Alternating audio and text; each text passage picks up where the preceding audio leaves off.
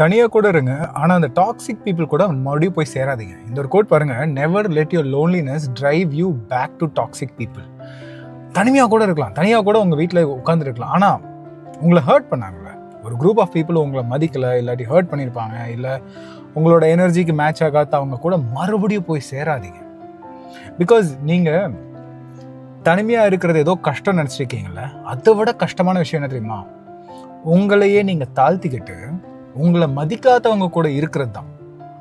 கொஞ்சம் யோசிச்சு பாருங்க, தனியாக கூட இருக்கலாம். தனிமையாக இருக்கிறது என்ன அப்படி ஒரு கஷ்டம்? நீங்கள் செல்ஃப் லவ் பில்ட் பண்ணீங்கன்னா தனிமையாக இருக்கிறது அவ்வளோ பெரிய விஷயமே கிடையாது. செல்ஃப் லவ்னா என்ன? எனக்கு என்ன பிடிக்கும்.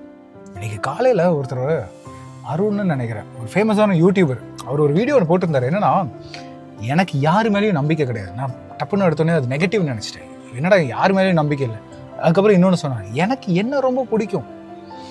யார் வேணாலும் என்னோட லைஃப்பில் வருவாங்க, போவாங்க, விட்டுட்டு போவாங்க, என்ன வேணால் சொல்லலாம். பட் எனக்கு என்ன ரொம்ப ரொம்ப பிடிக்கும். அதனால யார் விட்டுட்டு போனாலும் பரவாயில்ல, யார் என்ன பண்ணாலுமே பரவாயில்ல, பிகாஸ் நான் இருக்கேன்ல எனக்காக. எவ்வளோ நல்ல கான்செப்ட் பாருங்க. நீங்கள் உங்களை ரசிக்க ஆரம்பிச்சிங்கன்னா, உங்களோட தனிமையை உங்களை நீங்கள் ரசிக்க ஆரம்பிச்சிங்கன்னா, you will start to feel more good with yourself. நம்ம ஏன் தெரியுமா நம்ம தனியாக இருக்கிறத நம்ம விரும்ப மாட்டேங்கிறோம்?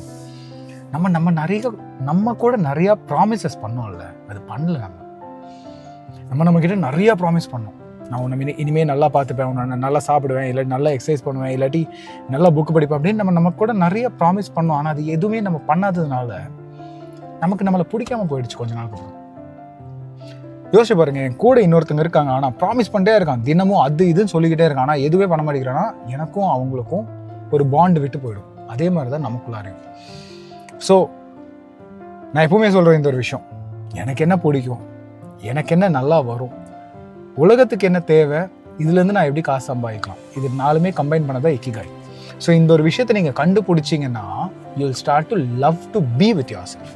ஸோ நான் இந்த ஒரு கோர்ஸ் ஒன்று கிரியேட் பண்ணியிருக்கேன், find yourself and be yourself. Especially college ஸ்டூடெண்ட்ஸ்க்கு, ஆக்சுவலாக 65 வயசானவங்க கூட வந்துட்டு அட்டென்ட் பண்ணிருக்காங்க. நீங்கள் இந்த கோர்ஸை தயவு செஞ்சு எடுங்க.